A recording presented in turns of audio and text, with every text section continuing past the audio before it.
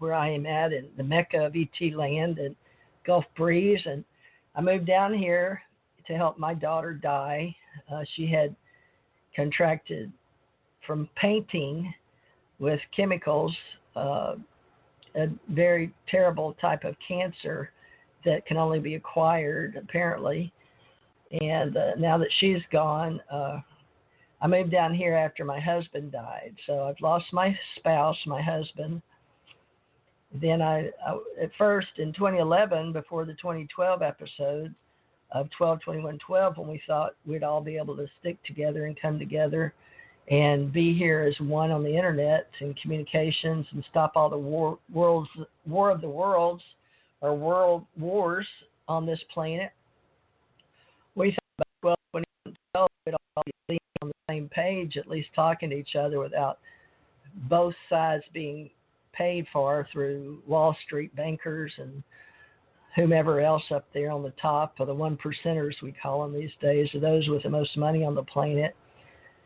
We used to name people like Rothschild and Rockefeller, but now they name Bill Gates and Jeff Bezos and Warren Buffett. Those types are the top richest people on the planet. But, I don't think that's very accurate, because there's so many people in the world all over in all the countries that I wonder if we get any correct statistics. So I'm very much a believer that we should try to do our best to find out what information we can share.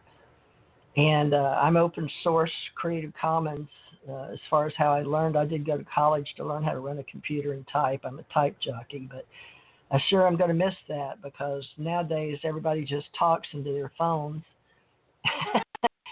And I was one of those opposed to it, I guess, like an old tradition person. But my baby boomers, we probably were supposed to be the most on the planet as retirees, and now we're being called back in to do service to others on the planet. So they're going to still give us our checks, but they'd like our participation from 60 to 80 and 80 to 100. We're going to have 100 to 125 and then 125 to 150, I'm told, by AI and where we're moving into the world with artificial intelligence, and how we're going to be able to keep our bodies. And I know Grandpa Morris, which was my husband's grandpa, told him I'd keep the ministry going for him. He lived to be almost 109 years old. His skin gave out. But I told him I'd keep up the ascension and this consciousness. And my husband never really, he always believed in God, very God-fearing, American, proud to be Americans. And that song by Greenwood, Proud to be an American, where at least I know I'm free, that song just really would touch his soul, mine too, actually, and it would bring tears. And I like that a cappella group, those boys that sing it now. What are they called? Oh, who are they? I can't remember their name. That's sad. It's like American Born or American Bred, but I'll find them. Anyway, I love all music and no music, because I love my peace. But right now I can hear a plane going overhead. That's the only way I know there's anybody outside my home, since I'm on lockdown. And I can see the blue sky.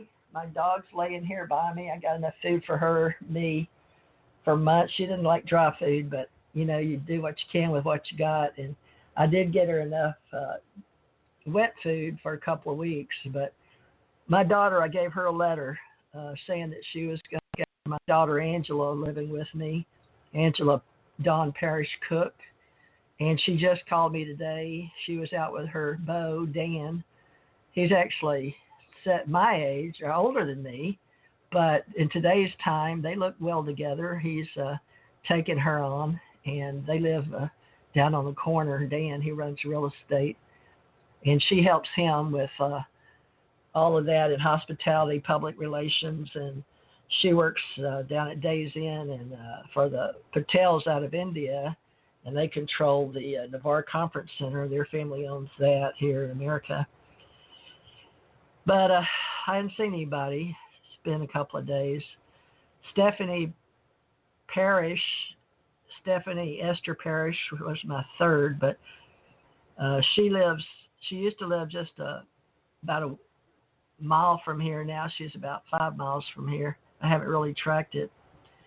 Maybe not that far. I could probably walk it if I had to, but who knows, Anyway, we keep in touch now by cell phones, which a lot of people don't like to use, but we seem to have no choice. We're on 5G in this area of the country, and actually, I have mixed emotions about 5G, 6G, 7G, but so does everybody, because it's we're unknowing. We're not sure. We have to take a lot on trust, and just like with that War of the Worlds by Orson Welles, he was just working at a radio company like I am, and he's just telling a story like I am, but this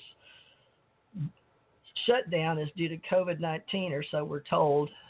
People have to stay in or are asked to stay in. And it's not really martial law, or it's not a federal mandate, but President at this time on April 5th, 2020 is President Donald Trump, and he was from New York, and I don't know if he grew up there or not, but it appears that his father had a lot of construction back then, and from what I could see, at least if you take it at just face value, studying documentaries on television, I get what I get from that communication, and I grew up around KNOE, so I learned from the time I was born in Monroe, Louisiana. And Mr. James A. No, I sat on his lap a few times, and he had a family, and I went to his house for Christmas or parties, dress up in pretty party dresses and shoes, and then I'd be on Happiness Exchange with something Hill, Hill, I'll forget his first, maybe Jack Hill, I think. And then I'd go over in television and do KNOE and El Dorado, Channel 10, El Dorado, Arkansas, when I was a little girl. So to me, I could see humans, real people, on stage going into the cameras, big cameras on wheels with big, thick, black wires we had to walk over and not trip, and bundles of them. But today, I'm coming to you from a laptop, an HP, Hewlett-Packard, and I have an Intel processor, and it's coming across direct TV, but not direct, cable TV, and it's on Mediacom, because that's all I've got here that I can get. There's a monopoly, from what I can understand. Big companies can only own certain areas, which I don't understand, because I thought in America, AT&T owned all the towers at one time, and AT&T was the biggest conglomerate, or the biggest company or institute, or whatever you want to call it, corporation. And I thought they were told to sell off some groups. I guess they did, but I followed AT&T and even had a little stock in it at one time. I think I sold it at their request, because they wanted to get rid of all the people that didn't own much. And but I never learned to play the stock market at my level of existence in America. Not that it matters now, but hopefully people can learn. There's various levels of life, from the top 1%ers down. And, the top 1%ers are going to have a hard time on this planet, because without us doing the work, sooner or later, they're going to run out of stuff. And they may think they can get away with it, but some people think that Bill Gates is a hero, and others think he's a villain. But that's life here on the big planet of Earth.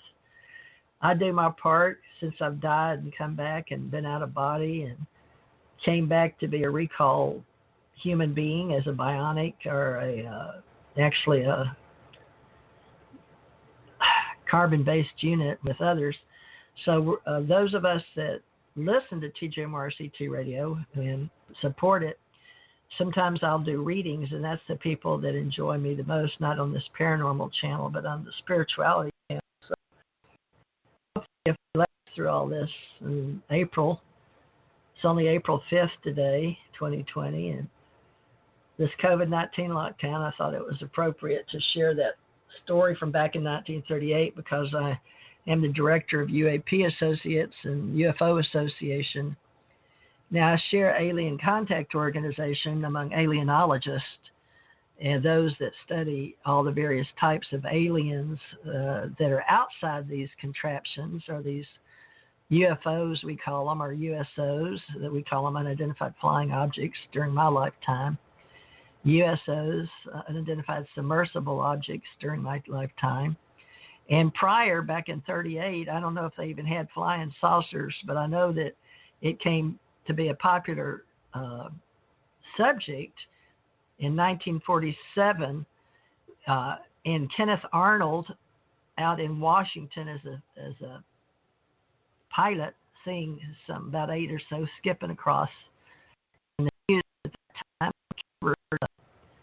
these flying, these ships he saw, and the way that he said they traveled, he had to be going at least 1,500 miles an hour, which they didn't have. At least we didn't think we had them as biologicals and humanoids on this planet. So he recorded that, and someone asked him a question in media or news, or reporter.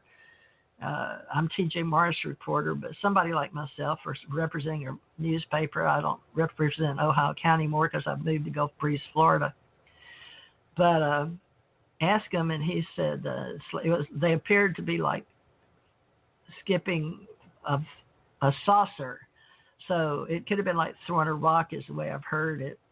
And I don't have the exact quote from Kenneth Arnold, but you may want to look that up if you're a UFO lore person or into our ACE Folklife Association. But I'm building a community on the other side of COVID-19. So April 5th, 2020, I know I should bother to share the internet or not, but seeing that I'm paying for $40 a spot or so just to have a couple hours, I thought I'd get the use out of my $20 an hour kind of show. And, you know, if you want to join and help me keep them alive, it's $20 an hour, and I'd appreciate it. You can send it to tjmorrisagency@gmail.com on PayPal. And all my friends all have a PayPal in the radio business. And we're also doing free or open source Creative Commons YouTubes to let you know we're out there. So this will also go on my YouTube channel. I don't know which one, Theresa J. Morris ACO, or TJ Morris ACO ET, or TJ Morris ET Radio, or ACO Radio, or ACIR Radio. But I do syndicate through Spreaker and Stitcher and Blog Talk, and they all go out on iTunes, which maybe Apple now. I don't even know anymore, because it takes a lot to know what else is going on these days where you're put out there. But I know I can find it on Google Radio or Google something. So you can Google for me to find out how to get it. I don't know what I should name this. TJ Morris ET Radio shares Wells' Fantasy of October 30th, 1938.